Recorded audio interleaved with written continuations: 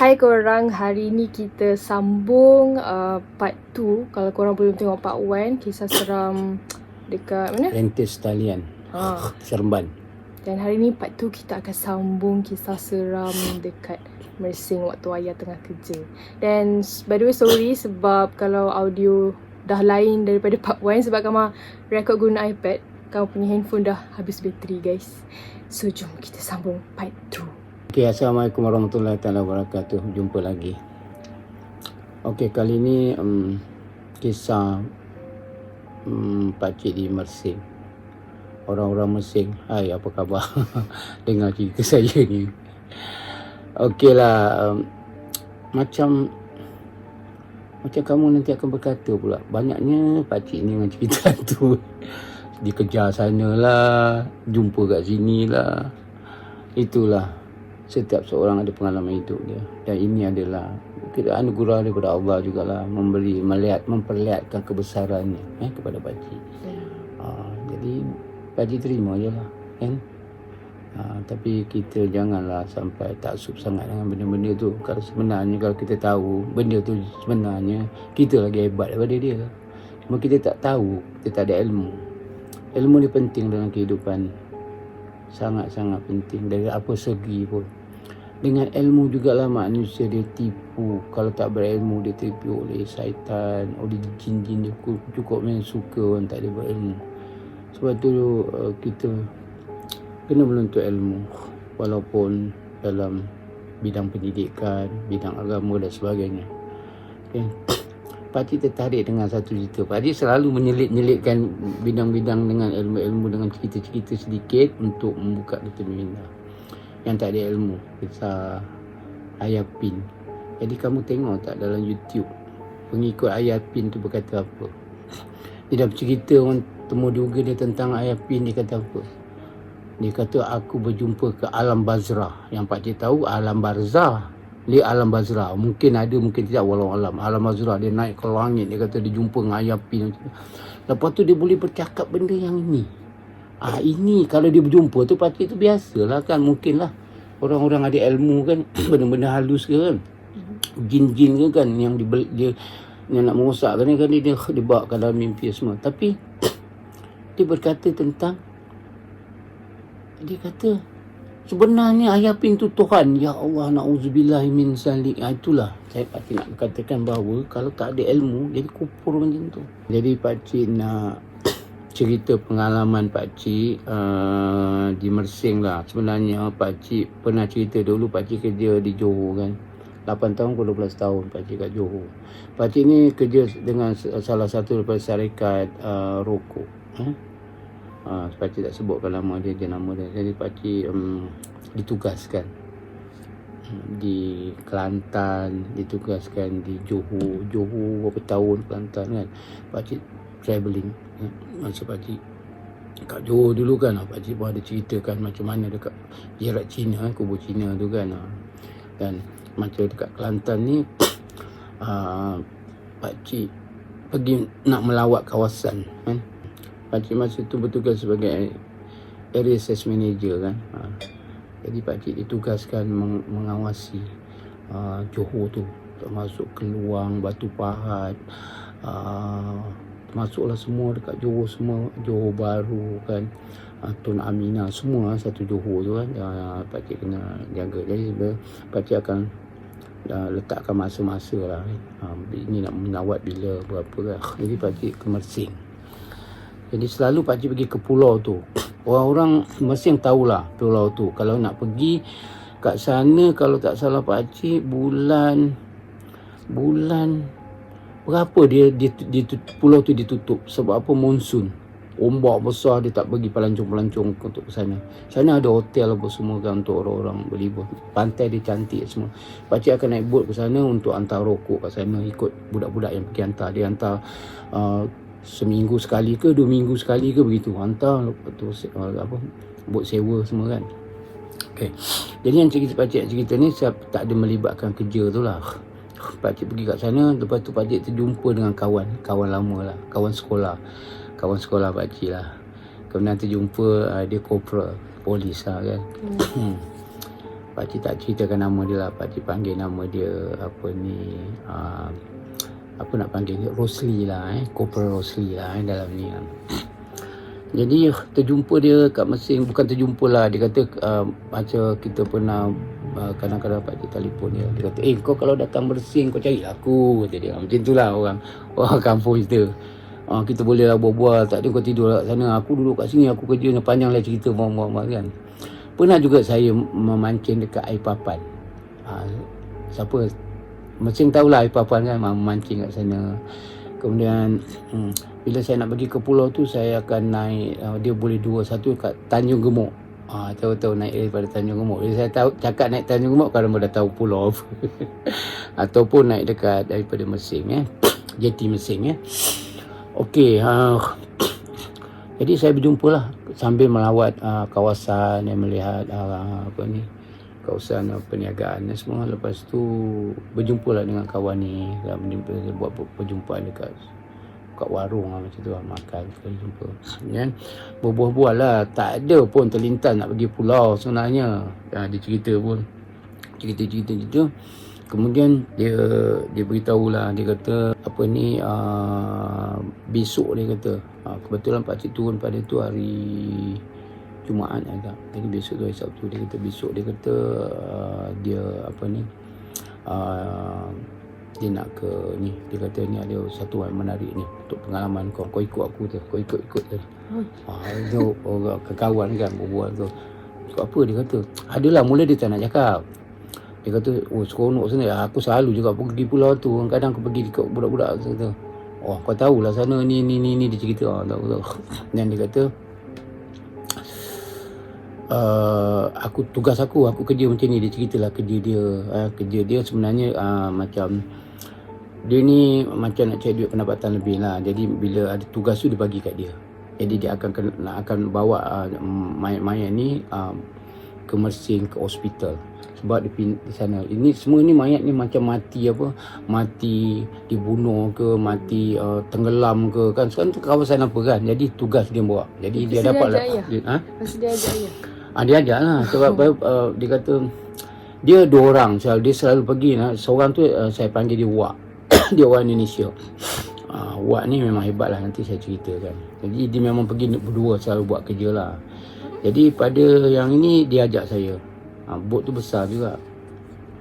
Kemudian saya berfikir lah kan, nak pergi ke tak nak kan. Selalunya saya kata kalau saya pergi kat sana kan bawa mayat pula tu, saya kata kan berfikir panjang juga lah.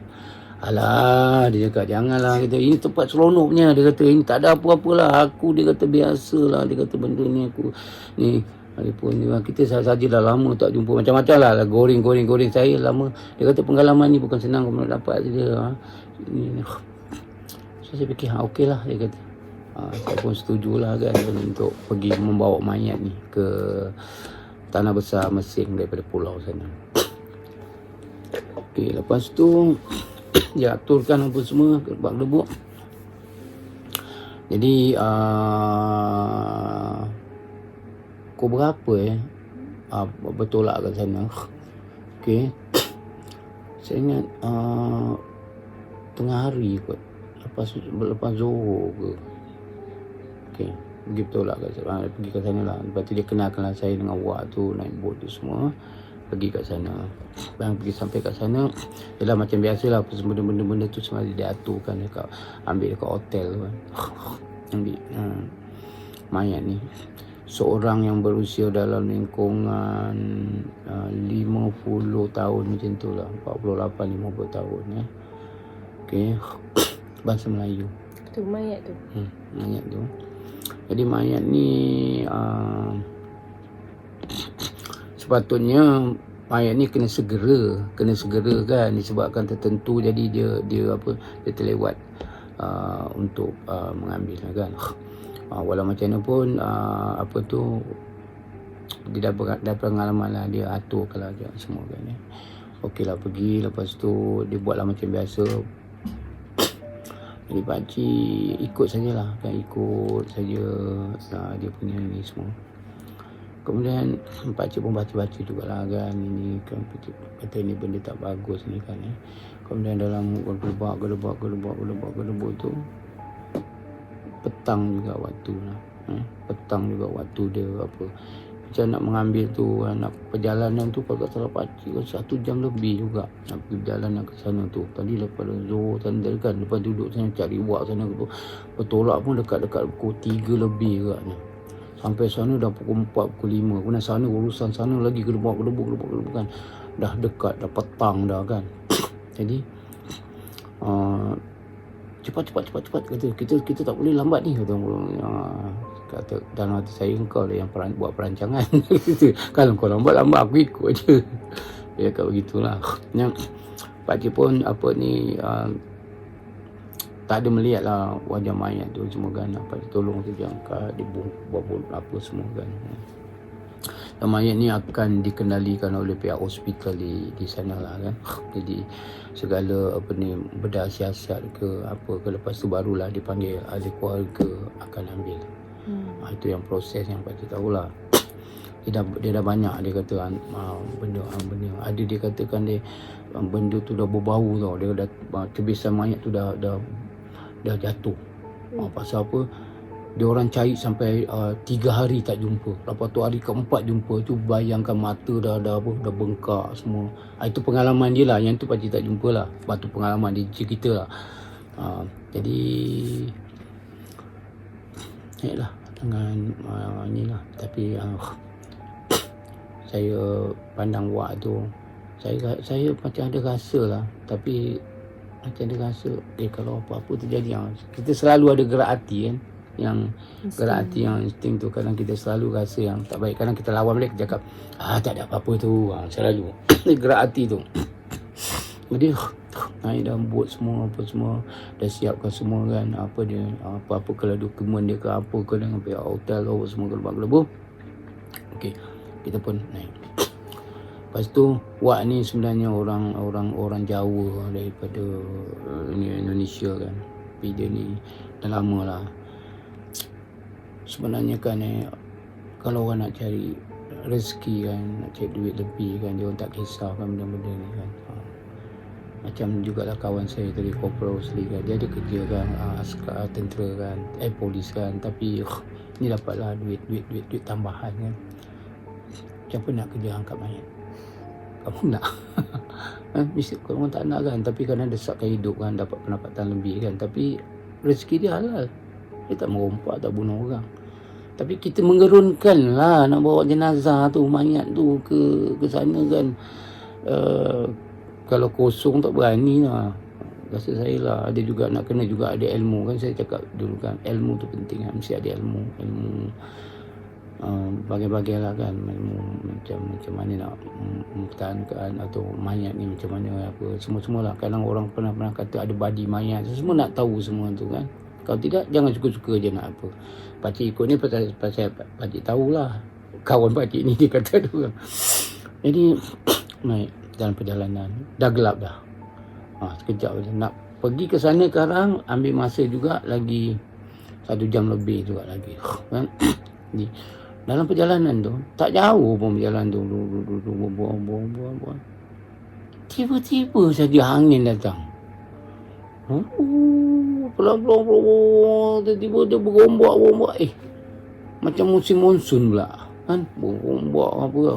Pakcik mulalah, pakcik memang halah lah. Kalau perahu tu berjalan, bot tu berjalan biasa, pakcik okey. Kalau perahu tu berombak apa, jawapan pakcik akan muntah lah, mabuk lah. Itu memang garanti punya. Pakcik okey juga kat laut ni, tapi jangan ada ombak. Ombak tu pakcik tak boleh. Sama juga kalau pakcik naik bas, pakcik tak boleh baca buku.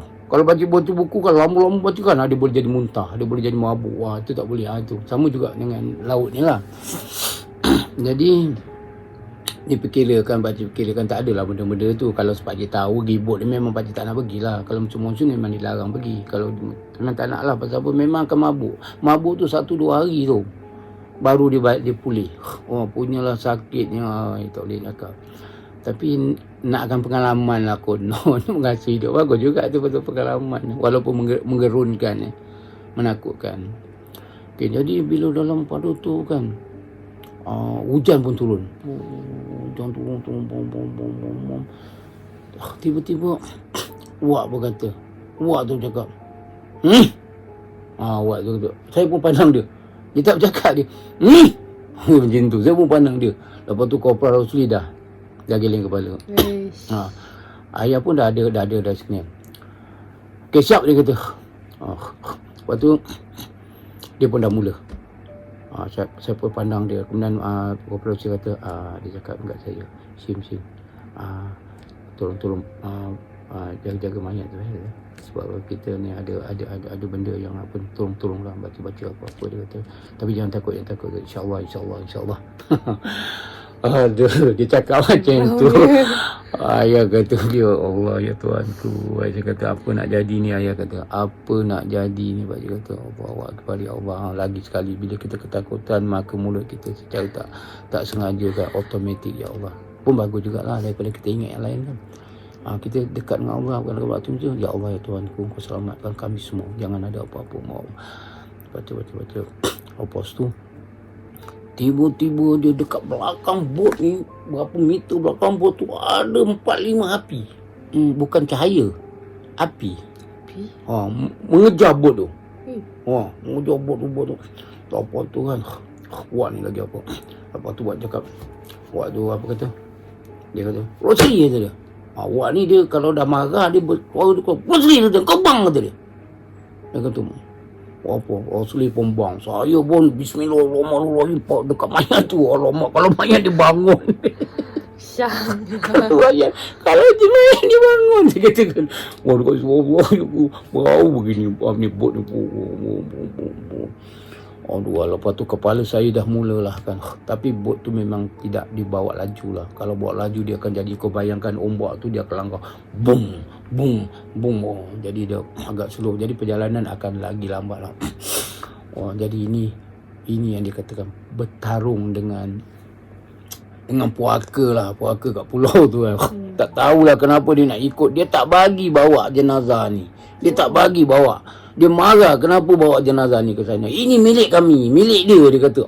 Saya bukan dia bercakap lah. Maksudnya saya nak terangkan Wak ni punya komunikasi. Jadi Wak ni dia akan bercakap dengan orang ni selepas. Nanti saya ceritakan selepas waktu. Masa tu tak ada pada komunikasi dengan dia. Wak ni tengah apalah kan, tengah menguruskan benda tu lah. Tengah dia punya bom.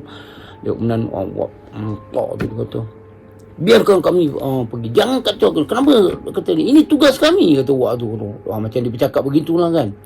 Jadi saya pakcik dengar je. Pakciknya ini naik mengemang cukup ni kan. Allahu Akbar. Dua benda. Satu benda tu lagi tak tahu apa akan terjadi. Yang satu lagi ni dekat depan ni. Ni apa benda? Kalau dia bangun kan? Dia kata kan, kalau dia bangun kan. Tapi dah ada juga baru-baru sikit lah. Saya ingat dah 2 hari ke macam tu lah. Dah naik sikit lah. Saya kata dia lepas tu pakcik nak muntah lagi kan. Apa Bismillahirrahmanirrahim. Subhanallah, macam-macam lah baca. Wa ilahukum ilahu wahidun la ilaha illallah. Kau tahulah kalau kita dah apa, kalau kita dalam keadaan macam tu, maka bersembur-semburlah ayat-ayat daripada Allah. Barulah kita ingat Tuhan, barulah kita minta tolongan dia. Ya Allah. Lepas tu waktu cubalah kontrol benda tu kan. Bom. Okey, sekali dalam pada pertarungan tu, jadi benda ni dia macam menyunam ke air. Dia menyunam ke air, macam dia jatuh. Yang air bom. Wak ni macam dia tak berdiri lah, dia duduk lah macam bersilat lah dia, macam dia apalah kan. Saya pakcik Rosli dalam pabang tadi dia baca lagi, terdengarlah suara dia kan, apa baca dia. Yang Wak tu kata, tapi Wak tu bercakap. Wak tu kata, jangan ganggu kami, ini kerja kami cari rezeki. Dia kata, kami nak bawa ni dekat sana dengan selamat. Kenapa kamu nak ikut kami? Dia kata. Dia berdialog lah, dengar suara dia cakap macam tu lah. Lepas tu pakcik tak dengar lah suara.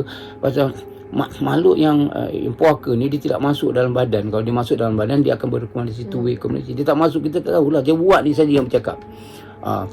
hukum nafsi dia tahulah kan. Lepas tu dia ada ilmu dia lah, macam pakcik kata tadi, kalau kita ada berilmu, kalau nak cari ilmu mati, cari ilmu mati, cari ilmu banyak, cari ilmu kuat. Kalau nak merompak, cari ilmu merompak. Kalau nak cari keduniaan, jadi engineer, cari ilmu ni. Cari ilmu ni banyak daripada Allah Ta'ala. Jadi dia pendekkan cerita pula. Okey, lepas tu bila benda tu kan, okey, tak lama daripada tu, apa nama ni, angin tadi boleh reda, hujan tadi boleh reda, macam pelik lah benda tu kan. Macam reda kan. Lepas tu enjin bot dah boleh kuatkan. Lepas tu Wat tu terus apa, Wat tu kata, kemudian Rosi tanya macam mana, okay. Dia kata okey lah. Okey, dia kata tak apa, jangan takut. Kita baca betul. Ini biasa. Kawan ayah tu Kopra Rosli kan. Nama tu lah, nama dia ada lain. Tapi pakcik rasa kenapa lah aku ikut. Dia kata pakcik dah nak muntah tadi kan. Tapi tu dalam perjalanan tu memang tak ada gangguan. Jadi perjalanan smooth saja, cantik je berjalan je. Tapi kita je lah masing-masing dalam keadaan hati kedebak kan. Sampai sana. Kemudian kat sana dah ada kereta yang dah uruskan bawa ke sana apa semua kan. Lepas tu kita tak ikut, dah ada orang yang akan ambil alih. Kita sampai kat situ saja, kat jeti tu. Lepas tu dia ambil alih. Lepas tu waktu kata mana dia ajak pergi dekat warung lah juga kat situ, minum, dia cerita dulu lah kan. Kemudian Wat tu kata, kamu nak balik ke? Dia cakap kat saya lah. Sebab Wat tu macam tahu benda tu tidak akan habis kat situ. Dia tahu, jadi benda tu akan habis kat situ. Jadi dia kata, dia macam dia hantar signal, dia kata eloklah kamu bermalam kat rumah Rosli. Sebabnya saya memang duduk kat hotel situ. Kalau dekat Mersing saya hotel Sri Malaysia. Siapa tahu hotel Sri Malaysia? Saya memang selalu sana kat hotel tu. Sekarang ada hotel-hotel baru, saya tak apa. Saya memang lama dekat Sri Malaysia. Jadi hari tu saya tak duduk sebab waktu kata kalau boleh kamu duduk malam untuk malam ni saja kat rumah Rosli. Adalah waktu apa kan jadi dia apa kan dekat sana semua kan. Kemudian takut juga kok ada apa-apa ke kat rumah Rosli. Alhamdulillah tak ada apa-apa, selamat semua. Jadi saya tak adalah teruk sangat lah kena apa, sebab perjalanan yang berlawan tu tak jauh, ombak tu tak lama. Apa tidak, kalau satu hari perjalanan tu macam mungkin mabuk kan. Tapi makanlah ubat Panadol lah, hilang semua. Lepas tu dah perut pun dah isi dekat warung tadi kan. Apa semua, mandi semua, lepas solat semua. Lepas tu tak ada berbual dengan Rosli lah. Keletihan dalam keadaan takutan semua kan satu hari tu. Tidur lelap lah. Tak ada dia datang kat pakcik ke apa semua. Lepas tu sebelum balik tu jumpa lagi pakcik tu kat warung. Jadi kat situ lah pakcik tu ceritakan lah apa sebabnya yang benda ni apa. Kamu boleh tengok tak, benda ni dia berkombinasi, dia cari kepada orang yang boleh. Dia boleh. Dia tak dia cari kat orang yang apa, sebab orang tu tak boleh nak apa kan. Dia boleh dia cari, dia pergi kat benda tu. Kemudian dia kata apa, ini hak dia, kenapa kau ganggu, kenapa kau ambil dia. Maknanya dia nak benda ni biar matilah dalam laut tu. Matilah dalam laut tu sebab dia hak dia. Jadi bila komunikasi dia, saya tanya apa hak dia, tanya kat orang. Dia kata apa, ini pengajaran kepada kita. Kita jangan cuba, kalau orang ni dia menuntut ilmu kan, jadi dia nak cuba benda kat situ kan, dengan ilmu yang dia tuntut tu. Macam tadi lah, macam Wak tu ada ilmu kan, jadi janganlah nak cuba. Kalau dia ganggu kita, barulah kita guna. Janganlah kita nak cuba ilmu kita ni. Macam kita bangunkan dia tidur, marahlah dia kan, kau menyakiti dia kan. Jadi dia marah lah. Jadi kebetulan lah dia mandi ke, saya tak tanyalah dia mandi ke, dia mancing ke ni apa kan Jadi hilang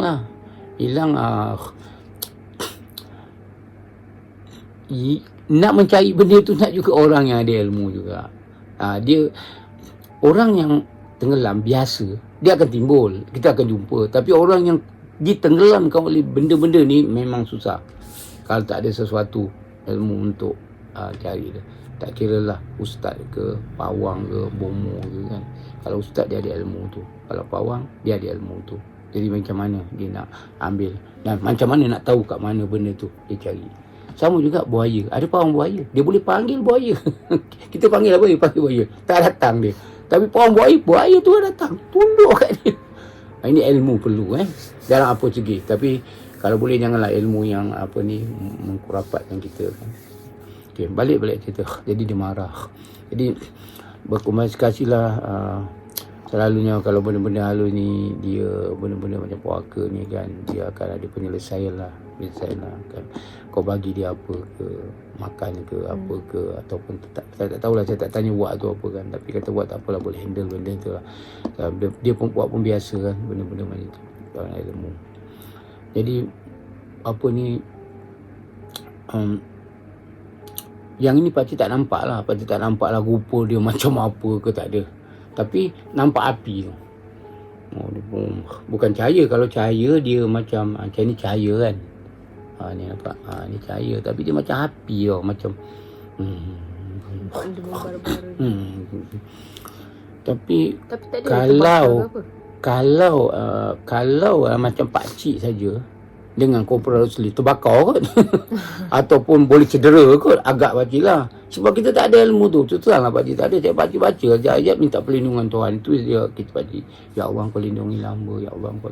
Selalunya Allah Ta'ala tolong kalau pakcik berdoa. Alhamdulillah setakat ini. Pakcik tak ada menuntut ilmu apa. Ya Allah, kau lindungi aku. Ya Allah, aku selalu kita baca kan. Tapi kita nak minta Tuhan ni, kita mestilah orang kata ibadat nak ada jugalah supaya kita dekat dengan Tuhan. Kalau kita ibadat kita pun kurang apa semua, mana kita jauh dengan Tuhan, kita nak minta tu macam kan, kita dapat rasa lah permintaan kita Tuhan perkenankan apa. Selalu banyak Tuhan perkenankan permintaan pakcik lah dengan benda-benda halus ni. Jadi apa tu disebabkan ialah ilmu wak tu jugalah. Hebat orang tua tu. Tapi saya tak adalah nak rapat kat dia, kat wak tu. Wak tu dalam 68 tak adalah saya nak rapat kat dia, nak sepatutnya kan. Bagus juga kita menuntut kan, untuk kebaikan kita yang baik kan. Tapi pakcik tak adalah benda-benda macam tu nak menuntut kat wak tu. Bagus wak tu, agak dah meninggal agaknya lah, dah lost contact lah lama kan. Masa tu dia pernah dekat 68, 67, 66 gitu. Sekarang pakcik dah 61, so dia dah meninggal lah dia. Corporal Rosli pun pakcik dah lama tak hubungi, nombor pun tak ada. Hai Corporal Rosli, kalau ada lah, mana lah tahu anak-anak kau ada tengok ni ke, dia beritahu ke. Tapi itulah nama Corporal Rosli pula kan. Kalau mana lah tahu dia pun ada tengok lah, kontak lah saya saya ada kat Kuala Lumpur sekarang ni. InsyaAllah yalah, kalau umur panjang. Kalau dia ada lagi lah, dah lama lah pakcik putus. Tak ada apa-apa lagi dia sejak pakcik hilang dia punya ni. Pakcik selalunya pakcik ni masalah satu je, pakcik tak tulis dalam diary ke buku ke nombor kawan, dalam handphone. Bila handphone hilang habis. Itu lah selalunya. Habis kontak hilang begitu je. Tak tahulah dia hidup lagi ke, anak dia tu dah kahwin ke apa semua. Tak ada, dia masih duduk kat sana ke. Dia bukan orang sana, dia bertugas kat sana. Dia orang Negeri Sembilan. Tahulah dia ada ke tidak. Kalau ada kan dapatlah silaturahim dipanjangkan. Jadi itu sajalah pengalaman pakcik yang membawa jenazah tu. Tak ada lagi lah pakcik nak ikut dia lagi lah untuk itu kan, tu pengalaman tu. Jadi menjadikan pengajaran. Ayah buat outro. Kita try tengok ayah buat outro. Outro, tu. Apa outro pakcik? Cakap yang subscribe semua tu. Tengok macam mana ayah buat. Nak buat itu mari Kama dia suruh cakap apa tu, jangan lupa subscribe. Nanti apa selalu dia subscribe, nanti akan dapat entah apalah kan. Itu saja lagi daripada pakcik ya. Okey, sekian, nanti insya-Allah umur panjang kita jumpa lagi. Assalamualaikum warahmatullahi wabarakatuh.